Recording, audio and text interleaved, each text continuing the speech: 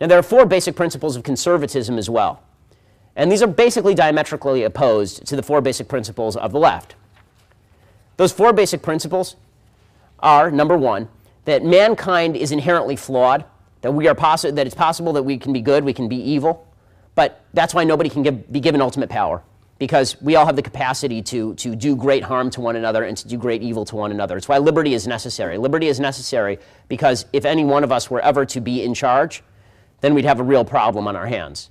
This is written in the Federalist Papers. I mean, Federalist 51 has it straight out, where it talks about if men were angels, no government would be necessary, and if men were devils, then no government would be sufficient.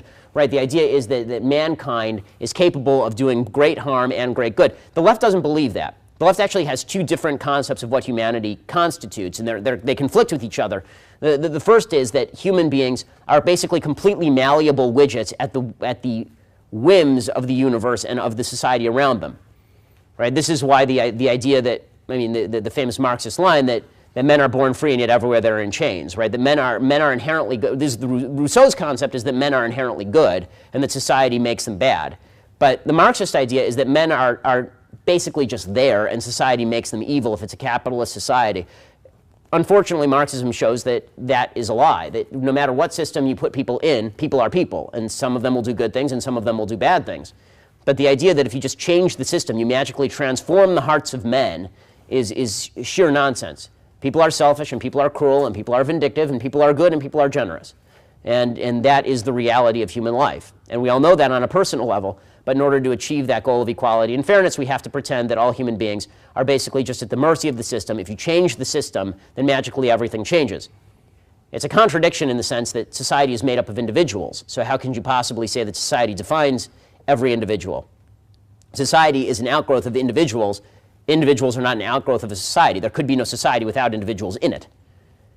The other conflicting notion of human nature that the left portrays is that as soon as you become wealthy, you become evil. I mean, this is the other one, that if you own a business, and the moment that you sign your first paycheck on the to line, as soon as you sign somebody their first wage, you magically become an evil human being who has a Scrooge McDuck money bin in the back of your restaurant somewhere. And you're actively trying to deprive people of their livelihood. You know, until that point, you were a wonderful person. But the moment that you started employing somebody and hiring them and providing them a livelihood, you became evil. The second principle of conservatism is that individuals have rights that predate government. Now, it's very interesting. I think it was Matt Damon recently, the genius Matt Damon, who was talking about rights, and he said rights rights are guaranteed to us. They come from the Constitution. That's a nonsense statement. So before there was a Constitution, there were no rights. The Constitution magically came into being of its own accord and granted people rights. That's wonderful. The idea that rights come from government means that rights do not exist. If a right comes from a government, then it doesn't exist. The right believes that it comes from God or from nature, and that it is the divine spark in all of us that means that you have to respect somebody else's humanity. Because if we were to base it simply on the quality of other people, why would you respect anybody? I know a lot of stupid people. I know a lot of venal people. You know, the fact that they're stupid and venal doesn't mean that they are less human beings, because as a conservative, I believe that every human being has worth. And by the way, that every human being, unless they are physically or mentally incapable, is responsible for their actions.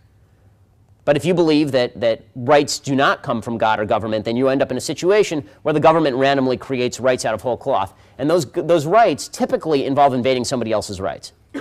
Because you have a godly soul, presumably, because you are an individual and your rights come from a higher power than government, nobody else is allowed to invade those rights.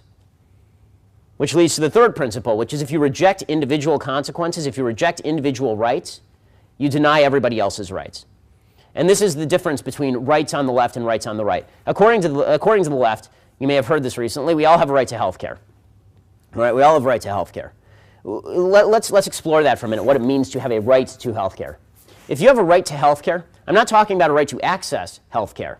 A right to access health care, we all agree. You have a right to use your money however you want. But a right to actual health care means that if you're on the street and you have a broken leg and there's a doctor walking by, you can now pull out a submachine gun and force the doctor at point of gun to heal your leg. Right? Just like a right to housing means that if you don't have a house, you can find a contractor somewhere, stick a gun in his face, and tell him to build you a house free of charge, at his cost, because you have a right to housing.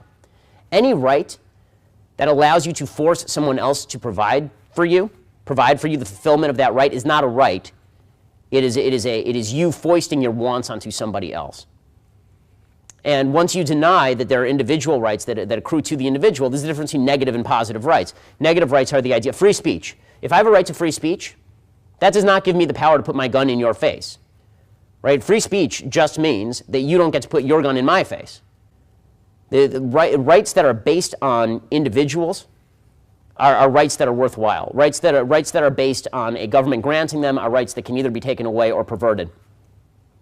And so those are really two principles, that individuals have rights from God or nature, and that if you reject individual consequences for individual actions, you're going to end up invading somebody else's rights. Because in the end, what you're going to say is, I'm not responsible for my actions, therefore you pay for me.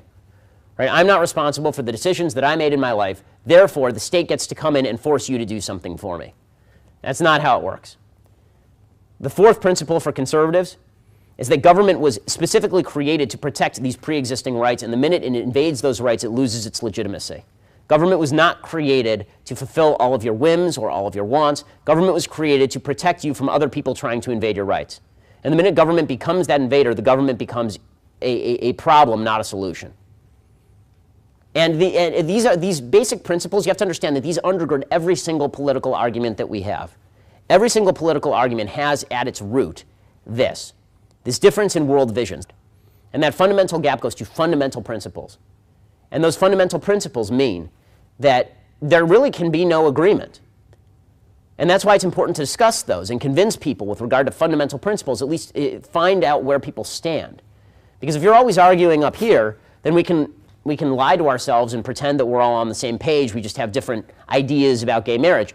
But if you are on the baseline level, then you begin to realize that there's something a little bit deeper than that going on, something a little bit more important than that going on. In order to achieve that discussion, though, the first thing you have to do, to get back to my original point, the first thing you have to do is get beyond the character arguments and character attacks that are so commonly used, which is, you're a bad person if.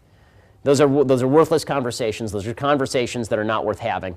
The only kind of conversations that are worth having are conversations that are directed at the end goal of either clarifying a position or solving a problem.